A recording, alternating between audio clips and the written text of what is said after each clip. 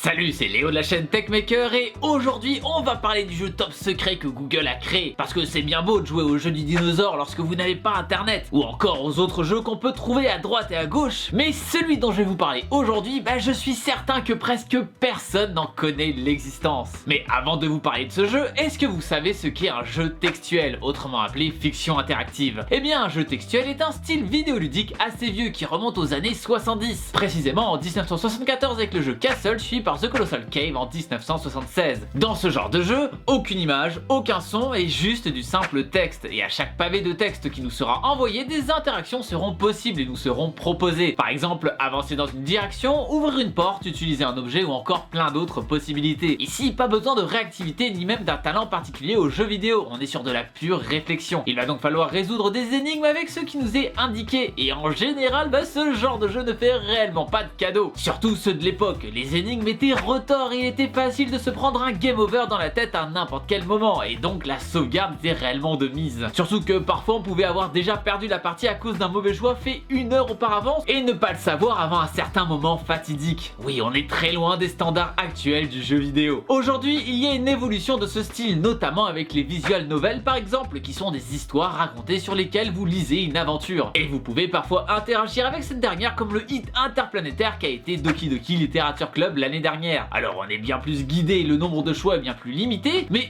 finalement c'est un style de jeu qui a réussi à évoluer avec son temps. Comme autre descendant, on peut aussi voir les livres dont vous êtes le héros, et même les dernières productions interactives de Netflix comme Bandersnatch dans lequel on pouvait choisir où l'histoire allait nous mener, ou encore celui qui va bientôt sortir avec le mec qui boit son urine pour survivre. Là j'ai oublié son nom mais vous savez très bien de qui je parle. C'est un bon pote et il a toujours de bons plans bouffe. Mais alors pourquoi je vous parle de tout ça? Eh bien tout simplement car ce fameux jeu caché est un jeu de ce style. Alors pas où vous me direz, après tout aujourd'hui on a quand même Fortnite qui est quand même vachement mieux, non? Eh bien en découvrant comment y avoir accès, vous allez avoir envie de finir le jeu en entier, car oui là on ne parle pas d'un jeu d'arcade comme les autres qu'on a pu voir dans la vidéo auparavant, mais vraiment d'une aventure à part entière remplie d'énigmes qui durent un certain temps. Pour y accéder, il faut déjà passer son moteur de recherche Google en anglais, sinon il sera impossible de faire apparaître le dit jeu. Il va ensuite falloir taper Text Adventure sur Google et rien du tout.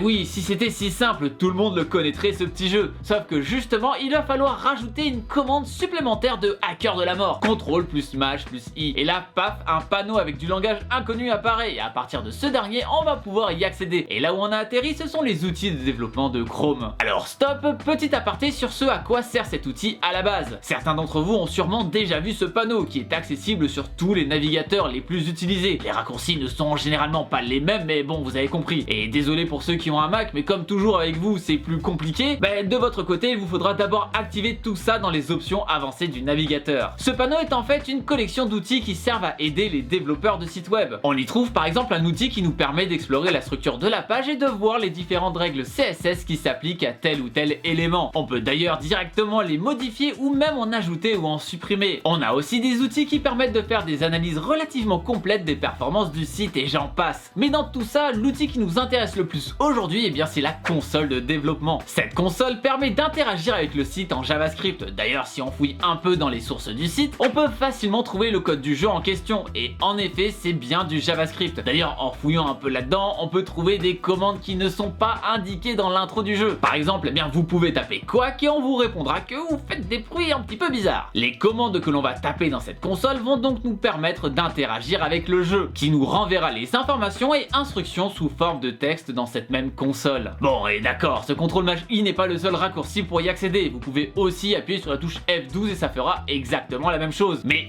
honnêtement, vous allez vraiment beaucoup plus donner l'impression d'être un hacker des temps modernes devant votre crush en appuyant sur ces trois touches là plutôt que sur un simple F12 tout nul. Donc, retournons à notre recherche initiale. Maintenant qu'on a accès à ce menu, qu'est-ce qu'on fait? Eh bien, on va accéder à la console comme on l'a vu plus tôt, exactement de la même manière qu'on a pu le voir. Sauf qu'il va y avoir une différence, un texte qui est apparu et qui nous demande si on veut jouer à un jeu. On se croirait dans Saw. Si on n'a pas ce qu'il faut et qu'on dit que finalement non, on ne veut pas jouer, le jeu se fera un plaisir de vous rappeler à quel point vous êtes minable, en vous disant que votre seule façon de gagner est de ne pas jouer. Pas très gentil tout ça. Bon, mais nous on est là pour gagner, alors on y va. Si on acquiesce, le jeu commence et c'est parti pour une incroyable aventure. Donc, comme son nom l'indique, le Google Text Adventure est un FPS dans un univers 3D photoréalistique, avec une map digne des forces spéciales Samuel est pour voix off l'un des acteurs les plus prisés du moment. Bon, j'ai peut-être exagéré certains éléments. Mais du coup, qu'est-ce qu'il raconte ce jeu? Eh bien, il commence avec cette phrase. Un étrange picotement parcourt votre peau. Vous vous sentez un peu étourdi et vous asseyez. Vous vous sentez mieux et vous relevez. Et voyant votre reflet dans une vitre, vous êtes toujours le même grand jet bleu. Et vous ne pouvez pas vous empêcher de sourire, mais une petite minute. Où sont vos amis, le O rouge, le G bleu, le L vert et le E rouge? Vous voyez une statue d'un homme de métal dépassé d'un bâtiment. Un parc est juste de l'autre côté de la rue. Et c'est ainsi que commence notre grande aventure, seuls, séparés de nos amis, dans un univers inconnu auquel nous devons nous confronter. Bon, alors je ne devrais pas avoir à le préciser, mais pour les trois du fond qui ne suivent pas, un grand G bleu qui a comme pote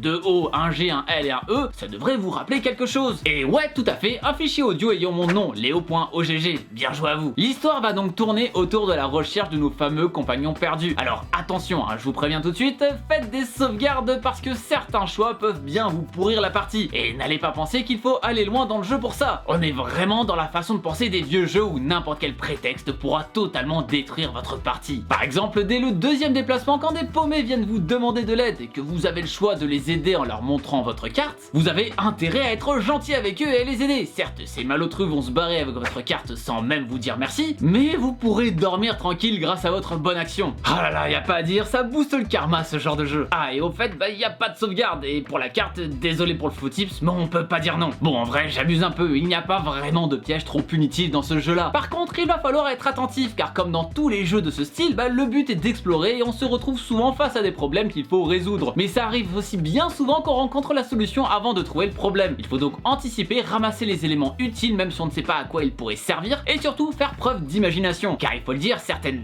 énigmes sont assez tordues, mais quand même bien marrantes. Vos 145 de QI ne seront probablement pas mises à rude épreuve, mais c'est clairement assez original. Bon, je veux pas vous spoiler tout le jeu, mais je peux tout de même vous donner pour exemple le premier obstacle que vous allez rencontrer. Il s'agit d'un robot qui garde une porte en faisant sa ronde, derrière laquelle se trouve quelque chose. Et bien pour passer ce robot, il faudra placer une peau de banane sur son passage, et si vous ne l'avez pas dans votre inventaire, il faudra revenir en arrière pour la récupérer à un endroit où vous êtes passé un peu plus tôt. Bah oui, il fallait lire ce qu'il était indiqué à l'écran aussi, À force de skipper tous les dialogues dans les jeux aussi, vous avez plus l'habitude de lire, et c'est donc en résolvant différentes petites énigmes, puis une grosse énigme finale que l'on pourra enfin sauver nos sympathiques compagnons. D'ailleurs, attention, Google a des yeux partout, et si vous essayez de tricher en cherchant la solution sur Google, eh bien il le saura, et à la fin il y aura ce message qui veut dire en anglais: vous avez recherché tous les indices sur Google et en effet le casier s'ouvre. En même temps, fallait s'en douter qu'il pouvait savoir ce qu'il se passait autour lorsque vous fouinez directement sur le même navigateur. Alors évitez de tricher pour pas vous faire roast par le gros Google himself, ou alors tricher sur l'autre navigateur. Finalement, qu'est-ce qui vaut ce jeu? Eh bien franchement je le trouve très cool. Alors bien sûr là je vous ai beaucoup résumé le truc, mais en vrai le jeu est relativement long et assez complet, surtout pour un jeu aussi secret, et justement c'est comme ça qu'il faut le juger. On ne peut bien entendu pas le comparer à de vrais jeux qu'on aurait achetés ou je ne sais pas quoi. Il faut bien se dire que non seulement le jeu est totalement gratuit, mais surtout il est caché et finalement très peu de gens se retrouvent dessus. Et moi en dehors du jeu que je trouve vraiment sympa comme je viens de le dire, j'aime vraiment l'idée du truc caché dans la console. Je trouve que le fait de devoir fouiller sur Google puis dans le navigateur rien que pour pouvoir le démarrer, ça rajoute à l'ambiance autour du jeu. Il vous faudra une trentaine de minutes pour le finir et honnêtement, il y a un certain accomplissement derrière, alors foncez. Alors oui, c'est vrai qu'il est totalement en anglais et ça risque d'en rebuter plus d'un qui n'est pas accommodé à la langue de Shakespeare. C'est d'ailleurs sûrement pour ça qu'on ne peut pas y accéder en dehors de la version anglaise du moteur de recherche, pour ne pas perdre des gens qui tomberaient dessus par hasard et qui ne parlent pas la langue. Même s'il faut quand même vraiment le vouloir pour tomber dessus par hasard. Bref, comme vous le voyez, il y a encore plein de secrets chez Google et même YouTube qui existent, et encore une fois certains ultra obscurs. Alors si vous voulez plus de vidéos de ce style, eh bien n'hésitez pas à spammer les pouces bleus sous cette vidéo. D'ailleurs je me dis que ça pourrait être cool de jouer à ce jeu tous ensemble en stream. Qu'est-ce que vous en pensez? Un peu comme les gens qui jouaient tous ensemble aux vieux Pokémon. Eh bien si ça vous botte, vous pouvez me le dire sur la fiche qui vient d'apparaître en haut à droite. Et si ça se fait, eh bien ce sera sûrement sur ce site qui possède mon blast tout attaché, que je vous affiche d'ailleurs juste là. Il est pas très dur à trouver, mais vous savez quoi, si vous faites la recherche vous-même pour y accéder, il y aura peut-être d'autres secrets sur le chemin, qui sait. Écoutez, je vais pas vous filer un lien dans la description à chaque fois, j'ai pas envie de vous mâcher le travail tout le temps, et sinon vous allez devenir flemmard. Et comme ça, si vous me suivez là-bas, vous pourrez suivre mes lives hebdomadaires le mercredi à 20h30 où on parle high-tech. Merci en tout cas d'avoir regardé cette vidéo. Encore une fois, je me répète, mais n'oubliez pas le bon pouce bleu de l'amour qui est très important si vous avez aimé la vidéo, et bien sûr de venir me suivre sur Twitter et Instagram pour être au courant des dernières actualités et participer au concours que j'organise régulièrement. N'hésitez pas non plus à partager cette vidéo un maximum pour faire découvrir ce jeu méga secret de la mort qui tue à tout internet, et bien sûr abonnez-vous à la chaîne si ce n'est pas déjà fait en cliquant sur le logo qui vient d'apparaître juste là. C'était Léo de la chaîne Techmaker, et surtout n'arrêtez jamais d'apprendre. Salut!